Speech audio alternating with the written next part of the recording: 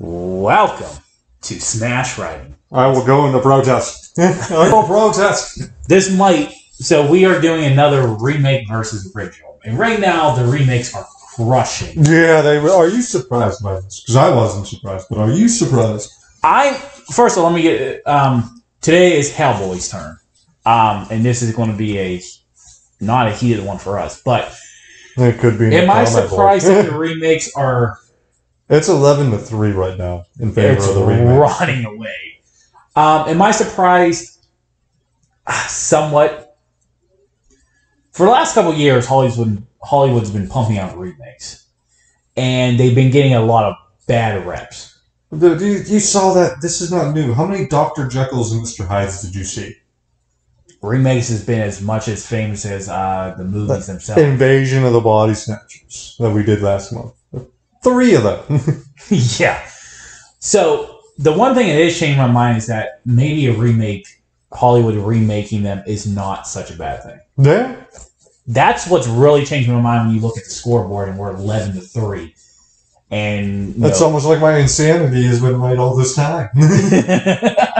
So today we are talking about Hellboy, and this is... I'm surprised you were willing to go with Hellboy because of 2019 was just felt like just the other day, and me Screech Beetling for a year. Well, see, here's the thing about that. Why I was willing to go with Hellboy. I actually did want to go see Hellboy, and I forgot what happened. Why I couldn't go. I think you didn't. You left me alone with 3 other people in that team.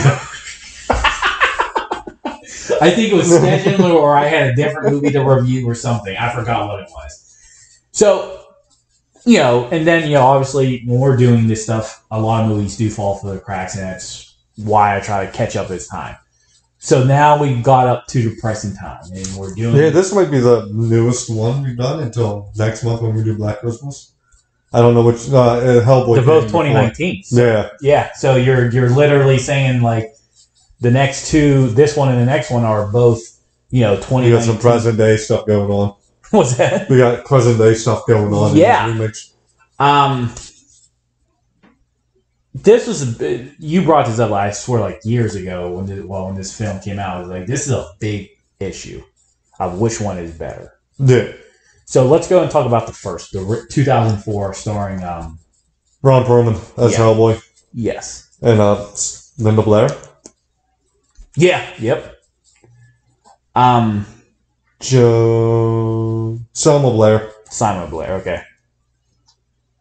Alright, the movie kicks off with a ritual going on by Rasputin and the Nazis. The Americans intervene.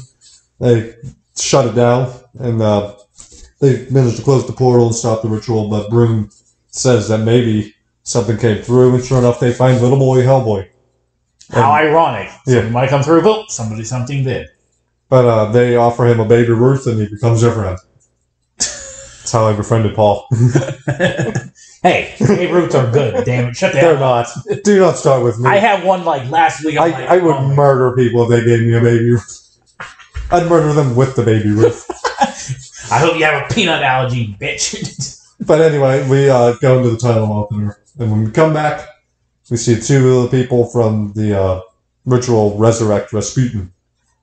Yep. And then we jump to see Detective Myers being transferred to the BPRD, the Bureau of Paranormal and... Uh-oh. Always gotta be a tongue twister. Always. I even practiced this the other day. Did you really? Bureau of Paranormal Research and Defense.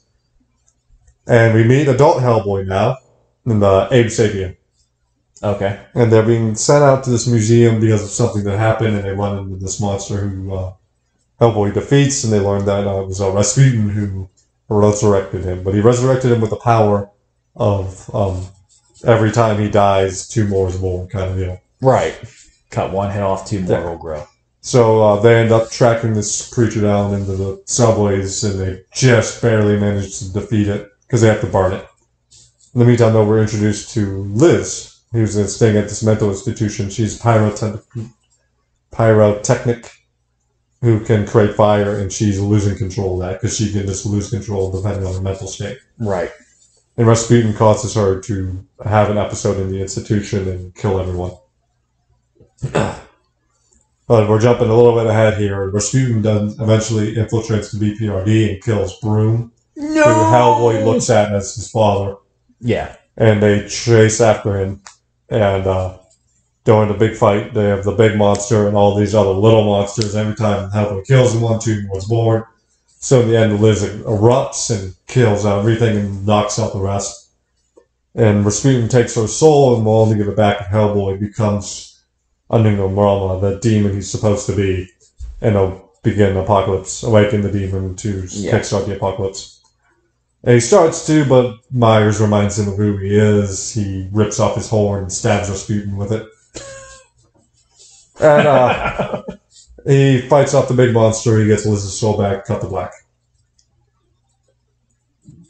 That's how it actually ends? Like, there wasn't like a romantic scene? No, yeah, they kiss.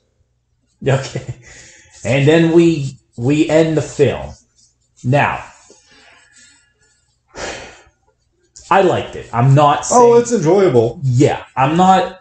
Like, honestly, Like, don't get me wrong, everyone does a great job. Yeah. Jones, something Jones plays a really great aide. I mean, it's Guillermo del Toro. Of course, his monsters look incredible.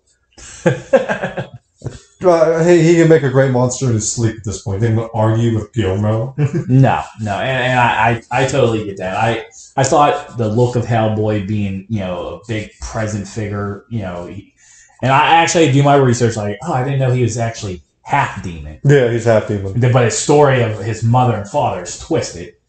And, I get all that. I agree. I do like the look of the monsters. This film, to me, maybe was a little bit too much colorful. Like, in the sense of... I don't want to say the action was over the top. Obviously, you're dealing with monsters. But, I don't know. It just had, like, this colorful vibe to it. Yeah, in a way. And I wasn't digging it. And I'm not saying that to hurt the film. Like, it's complete garbage. No. I didn't like the fact that he works for this agency, but he's like the secret weapon. Because he fights monsters. He's the one who fights the things that bump in the night. Yeah. They bump back. Yeah.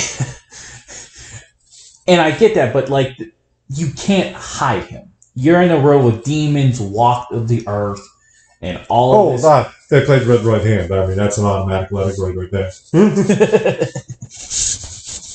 So, I appreciate it. Now, I love the sarcasm from with Hellboy and Myers character. Oh God, I hated Myers. Didn't care. That character, I didn't care about. They wanted you to care about him. Yeah, that he had a chance. Did they believe he had a chance with Liz, and he didn't believe he had a chance with Liz? Yeah, they're like they're going back and forth. But the other sense is, I didn't care about Hellboy and Liz. No, I didn't either. I was not betting money on either one of these relationships. I didn't care about the relationship. That's what I did. That's another thing I have to give it a nod for, is like the relationship with Hellboy and Liz. But then you portray him like, okay, he's like 80 years old in our life, but mentally he doesn't age yet, so he's like in his 20s. He's not looking for a relationship. He's immature in the head. Yeah, but he is looking for a relationship now. He's looking for a relationship with Liz. Just with Liz. Who wants to focus on herself because she has a shit ton of problems. Is that the type you find too?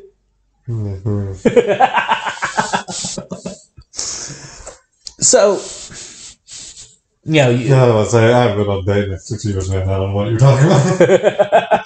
The good old days. So yeah, I mean, the action was good. Yeah, there's nothing outwardly bad. I didn't care about the relationships. I didn't care about Myers. I didn't care about Myers. I didn't care about the relationship. I enjoyed the sarcasm. I enjoyed the appearance of the characters. This film, in my eyes, deserved a sequel, which we got. Yes. So it did what it needed to do. Yeah, it got the ground ball moving. Yeah. Now the Golden Army killed it, but that little kid Hellboy was weird. Yes. That was a weird. Dude, some people love that movie because they rank that high up on our favorite. I've seen people rank it high, and I'll say this much: if you look at Hellboy and the Golden Army, no way.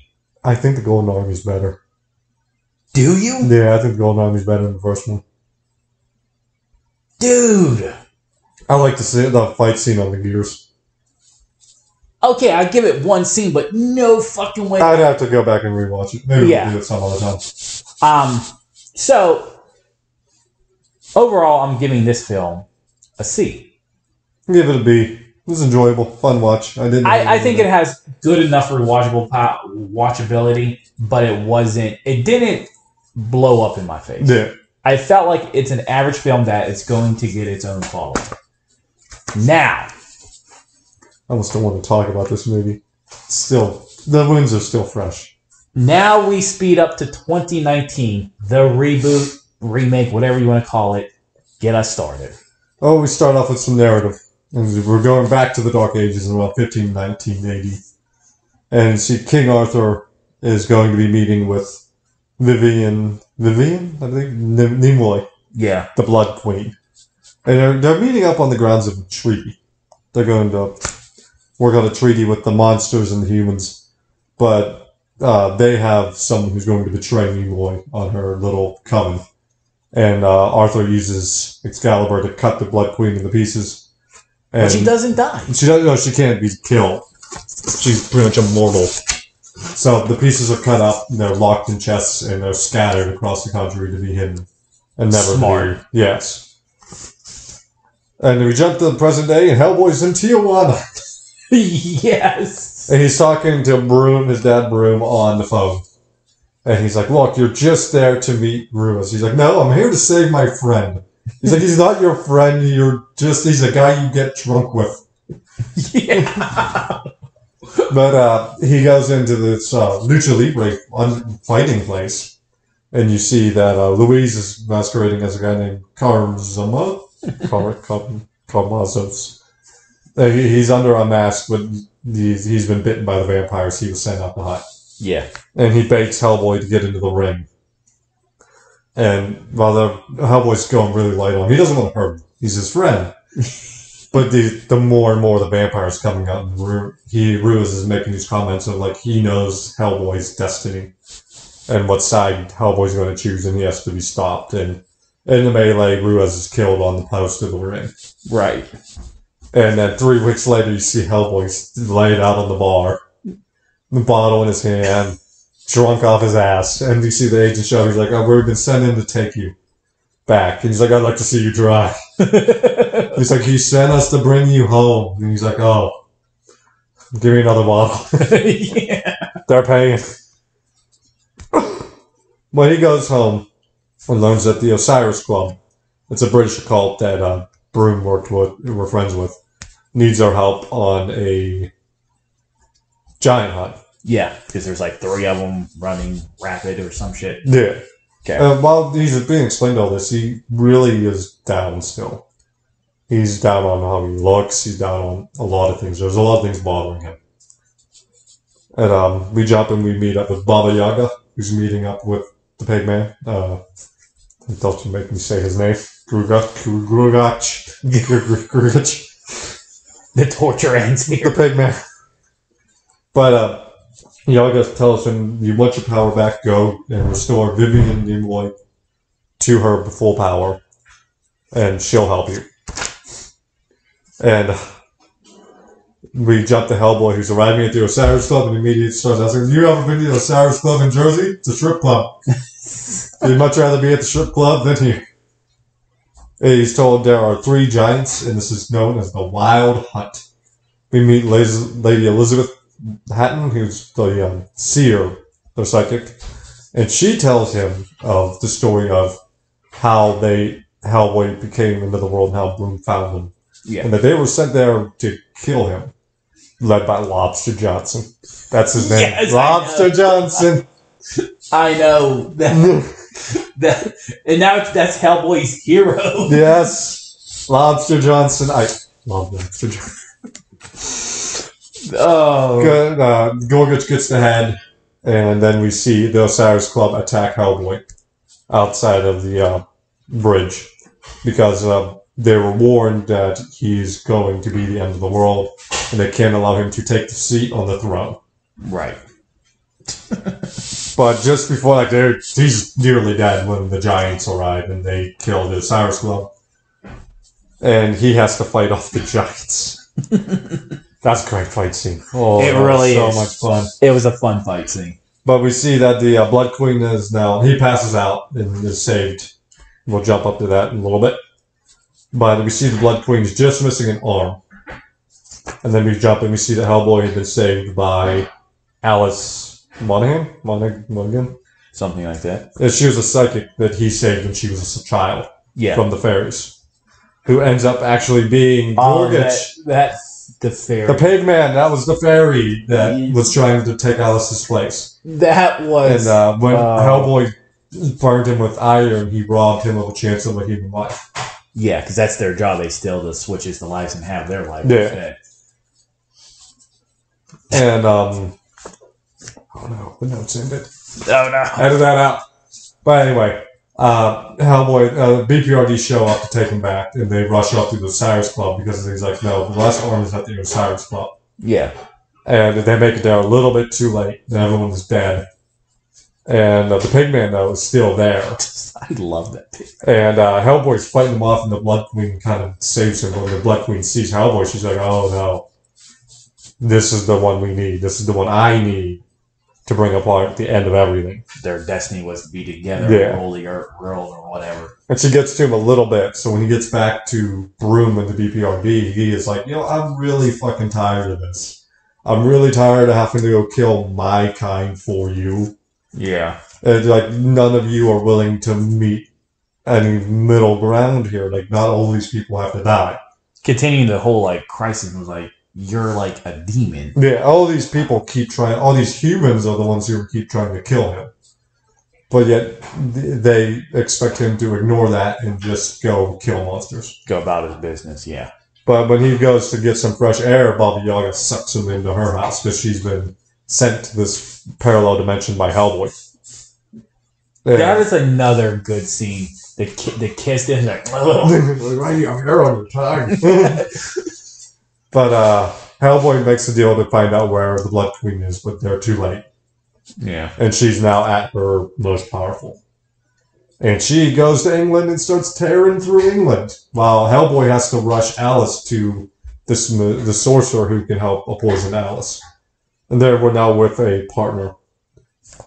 I didn't write his name down. I thought I did. Well, oh, no, I did. I have his name down. Dun, dun, dun, dun, dun, dun, dun, dun. Dun, dun. I really didn't write his name down. It's like Dominion or something like that. Well, then they had Merlin in the film. Yeah, Merlin ended up being the sorcerer, and he wants Hellboy to take the sword. But just before he does, or when he touches it, he realizes that by doing that, he's going to enact the prophecy, his destiny. So he's like, no, not taking that today. And Merlin becomes dust because he used all his power to bring the sword. Yeah, like his last bit of magic was that. And but while they're doing that, the Blood Queen and the Pigman are ravaging England, and they take over BPRD and they kidnap Broom, who is used to lure Hellboy to where they need to go. Right. And a big fight obviously ensues between fully powered Pigman and Hellboy, who beats Hellboy down. Yeah, because he's in enhanced mode or something. Yeah, because she buffed his powers. We find out the partner who wants Hellboy dead, who does not get along with him, is a were-leopard, which is fantastic. But she puts it into the ground, and you find out that beneath the church was Arthur's resting place. Yeah. And the sword is there, and she kills Broom, which sends him into a fury, and he just grabs that sword, and he becomes the Hellboy that he's destined to be. Merlin tells him he's the son of King Arthur, or the grandchild of King Arthur. Yeah, through his mother. Yeah, through his mother. His mother was human, and his dad was a demon. Yeah, and he's like a true hybrid. Yeah, but when he takes the sword out, he gets the horns and the fire crown. And Alice, slides into the hole where Broom's body is, and she uses a technique we saw earlier to conjure up the spirit through her mouth. So the dad could talk. Yeah, and the dad is like, stop being a bitch. Yeah! Stop it. Grow up, bitch. Yeah! You are a good man. Stop crying. And he snaps him back. Yeah, he snaps Hellboy out of it. He cuts her head off. He rips off his horns again and chucks. Because when he takes the sword, all the monsters rise, and they're pillaging England. Right. But when he rips off the horns and cuts her head off, it sends them back down. And everything they did was undone. Yes, except I'm sure not the dead people. But he chucks her head into the pit of hell. Broom gets to say his goodbyes one more time. Yeah. And we jump 6 months later, 3 months later? Something like that, yeah. And you see the partner, Alice, and Hellboy all outside this building. And Hellboy's like, come on, let's go, transform. He's like, it takes more than just you. Yeah, he starts You can't just whistle. He slaps him. He's like, that's not going to work. And he punches him with the big fist, rock fist. Yeah. And that gets him to turn. The Fist of Doom. You get a high-impact fight scene. And then they find a Sapiens tank at the end. And the movie's over. Okay, now, I'm going to be perfectly honest with you. Remember how I described how like the other one was like colored too much for me? This one was perfect for me. I love that the Hellboy in this film is out in the world and stuff like that. He wasn't a secret, because you can't keep that a secret. Oh. You got like this... We're just going to let Justin talk, because he's... Oh, fuck you, Paul. What? Fuck you. What? You are going to be praising this movie for the next 5 to 10 minutes, talking about how much you loved it. But you and nobody else went to go see this damn movie, despite my begging. No one went to see it. You're not kidding anymore. I love this movie. I'm giving it high praise. Yes, I'm not changing. The reason why I didn't go and see it had nothing to do with... Part of the problem, only 3 people went to see this damn movie. That's one of them. I think you were texting me while the movie was going on. It was telling me. You're so good. He's so depressed right now. Look, yes, I am going to praise this film for a lot of things. The parents of Hellboy. I think they followed so much of the comics. Oh. Yeah, because they didn't talk about Hellboy's parentage in the original. No, I don't think so. He is in the comics. He's the grand era of King Arthur. And the Wild Hunt is ripped straight out of the comics. Everything that happened was so fun. The Wild Hunt part is ripped from the comics. And then him fighting the giants was so good. Yeah, that was entertaining. I even like this Hellboy better because he's more grizzled and looks demonish. Like more demonish. His horns aren't smooth. He shoots them down, but they're still rough and rough. I love the depressing sarcasm. Yeah. There's something more entertaining about He's got such a cynicism about himself. Yeah. I loved what this film also did was touch upon more of the father and son connection that he has with Bro. I loved Alice and the fact that her powers are explained because she was in fairyland. Yeah. And she even says a lot of weird things happened to me when I came back. Yeah. And she's like punching people's souls out of their bodies. It's like, oh, this is so great.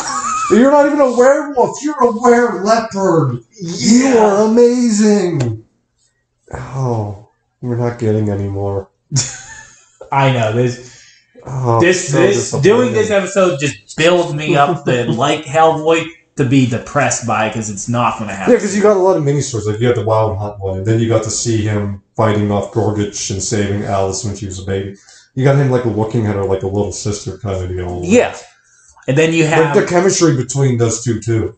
Like, when she's like, oh, I'm going with you, and the guy's like, no, you're not. And Hellboy's like, oh, you want me to come along? She's coming with me. And he puts the helmet on her. It's too big. It's covering her face, but she's just cross-armed staring at it. Yeah. And then when they added the partner, the Were-Jaguar, his backstory, keeping it mystery, and then him not getting along with Hellboy, only to... Yeah, he's another one who's going to kill Hellboy. Yeah. And it's not till being around him does it change that. Yeah, because he got the bullet made and everything. He was set to go, okay, if he turns, I'm going to pop him. The monsters were so wild at the end when they were all rising up in Hellboy's Hellboy. Those monsters were so cool looking. Pigman. Especially the tall one. He's walking around. He's got all these dead humans on his legs because he stepped on them. Pigman. Pigman was a delight. That was...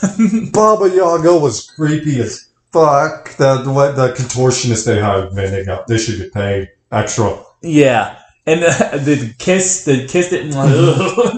Oh, the dead children in the back room. Like, man, that's great. Great stuff. And he makes none of these like, you were killing children. I had to kill you.